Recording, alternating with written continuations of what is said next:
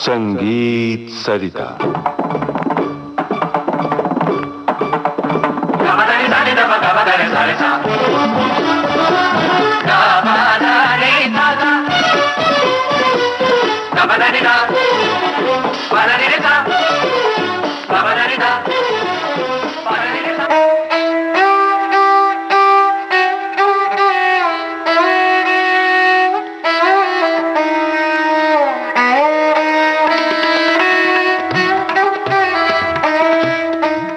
श्रोताओं नमस्कार। सारंगी की स्वर यात्रा इस श्रृंखला की दूसरी कड़ी के साथ आज हम उपस्थित हैं। आमंत्रित कलाकार हैं जाने माने सारंगी नवाज उस्ताद फारूक लतीफ खां। आपसे बातचीत की है जयंत पात्रीकर ने। तो चलिए सुनते हैं इस श्रृंखला की दूसरी कड़ी, सारंगी की स्वर यात्रा। श्रृंखला में सभी सुनने वालों का हार्दिक स्वागत है। फारूक साहब, पहली कड़ी में आपने बताया कि आपकी 4 साल राग भैरव की तालीम हुई।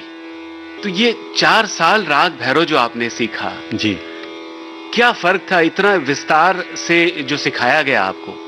थोड़ा उसके बारे में हमें तफसील से बताइए। एक्चुअली पुराने जो उस्ताद लोग थे, बुजुर्ग लोग थे, उनका हमेशा एक वो रहता था उद्देश्य कि भाई कोमल और शुद्ध सुर। जी जी। तो एक राग इसलिए बताते थे कि उंगली में आपकी आंख लग जाए, वो गंधार पे लगे तो ऐसा लगे कि आंख लगी हुई है उंगली में। और कभी जल्दी नहीं करते थे। भाई एक बंदिश को हम 1 साल सीख रहे हैं जी, फिर दूसरी बंदिश को फिर दूसरे साल सीख रहे हैं, और एक राग आप पेशेंस से रियाज करेंगे 4 साल 5 साल, तो आपकी उंगली में राग की आंख लग जाती है। जैसे एक आदमी, कोई किसी को दिखता नहीं मगर बिना देखे वो यहाँ से गेट तक बाहर जाए, ऐसे ही उंगली का हिसाब है। सांस पे आंख होना चाहिए उसकी, कि आंख बंद कर भी रियाज कर रहा है तो सुर ऐसा लगना चाहिए सच्चा के जवाब नहीं। इसलिए बुजुर्गों की एक हमेशा ये बात होती थी कि भाई इस ढंग से तालीम दो, एक एक राग को 3-4 साल। तो मैंने भी कोशिश की कि पिताजी से ये सीखूं, और उसमें अलग अलग बंदिशें सीखी मैंने 4 साल में जी। तो मैं आपको एक झपताल में एक बंदिश है बड़ी अच्छी, वो सुनाता हूँ, भैरव की है। स्वागत है। अल्लाह ही अल्लाह, अल्लाह ही अल्लाह, जल शान अल्लाह, तेरा नाम लिए मोरी नूरे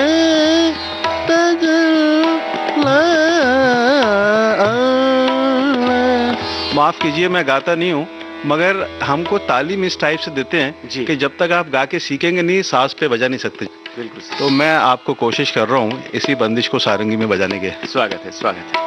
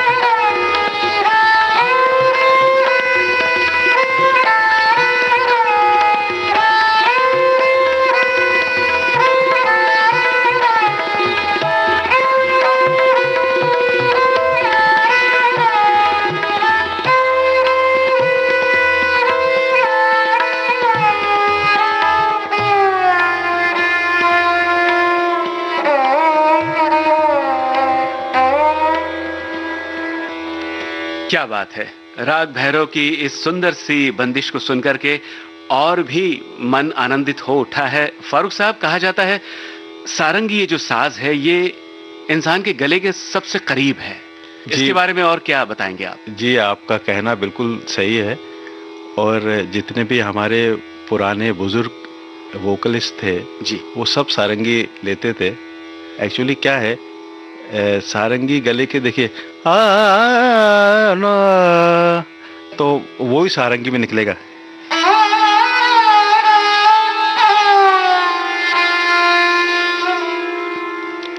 और इसलिए सब बड़े बुजुर्गों के साथ और आज की जनरेशन के साथ सबके साथ सारंगी बज रही है। जी जी, ये उसका शुक्र है भगवान का।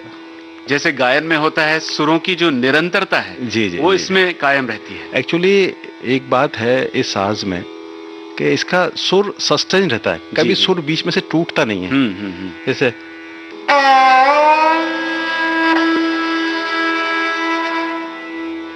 जी, ये सस्टेन सुर का, नहीं तो कई बार सुर टूट जाता है, ये नहीं होता इसमें। जी जी,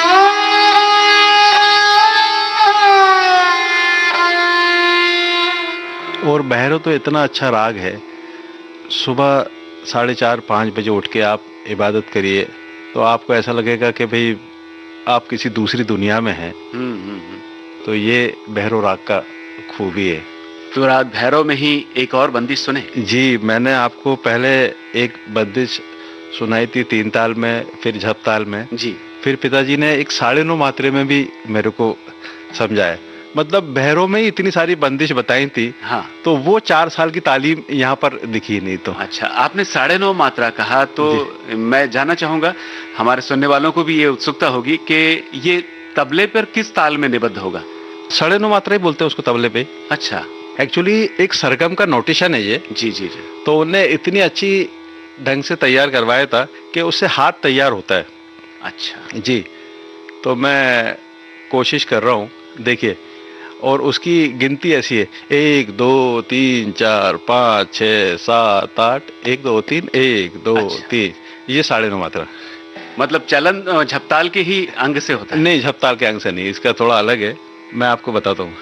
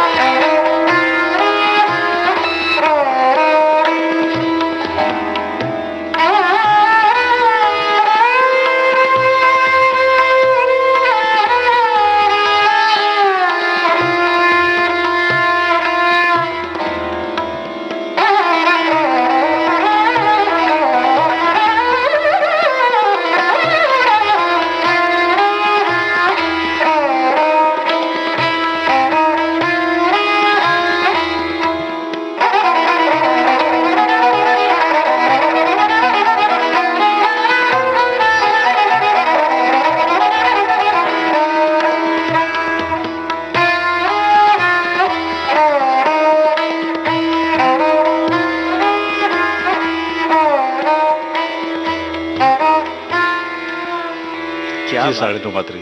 क्या बात है, बहुत ही सुंदर बंदिश थी फारूक भाई। आपने बताया कि ये 9.5 मात्रा में निबद्ध है, जी, तो जिज्ञासा जाग रही है मन में कि ये 9.5 मात्रा का कौन सा ताल है, क्या कहा जाता है? एक्चुअली वो पुराने जो उस्तादों का था कि भाई 4 साल तक एक राग की तालीम चल रही है। जी जी, तो उसमें अलग अलग तालों की बंदिश होना चाहिए। हाँ 3 ताल, झप ताल, रूपक।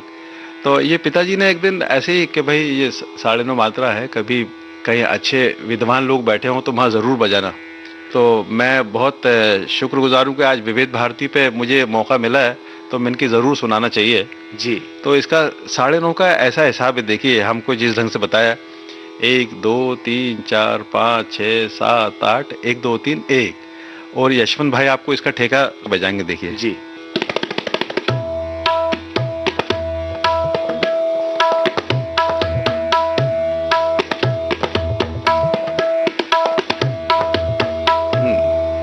इस ताल को क्या कहा जाता है यशवंत भाई? जी, इस ताल का नाम सुनंद ताल है, जी जी। जिसका डिवीज़न पौने पाँच के हिसाब से चलता है। और इसमें ठेके की जो बात है, जी। तो उसमें जो भी बजाने वाले या गाने वाले होते हैं, हाँ वो हाँ। अपने तरीके से उस ठेके को निबद्ध कर देते हैं, तो उनके हिसाब से फिर हम लोग ठेका रख सकते हैं। क्या बात है। इस बंदिश के कारण इस सुनंद ताल के बारे में भी जानने को मिला। जी जी। राग भैरव के बारे में और कौन सी बंदिश? देखिए, मैंने आपको शुरू में एक 3 ताल की बंदिश सुनाई, फिर झपताल की सुनाई, जी जी। फिर ये 9.5 मात्रा का एक मुखड़ा था पिताजी का, वो सुनाया। अब कोशिश कर रहा हूँ एक मुखड़ा और एक 3 ताल में, द्रुत में। वाह, तो मैं देखिए कोशिश करता हूँ। स्वागत है।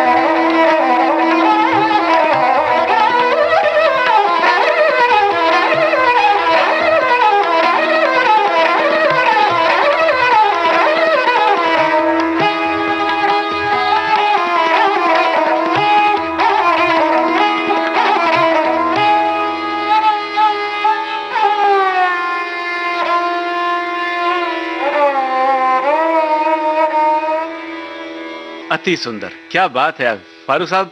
लगता है ये सिलसिला यूं ही चलता रहे, लेकिन समय की सीमा है। जी, तो जी, जी। आज की कड़ी यहीं संपन्न होती है। श्रोताओं, सारंगी के इतिहास के बारे में आगामी कड़ियों में हम जानेंगे। आज यहीं तक, अब आज्ञा दीजिए, नमस्कार। सारंगी की स्वर यात्रा अभी आप सुन रहे थे। इस श्रृंखला की दूसरी कड़ी। आमंत्रित कलाकार जाने माने सारंगी वादक उस्ताद फारूक लतीफ खां। आपसे बातचीत की जयंत पात्रीकर ने। तबले पर संगत की श्री यशवंत वैष्णव ने। विविध भारती के संग्रहालय से प्राप्त इस कार्यक्रम की प्रस्तुतकर्ता मनीषा जैन।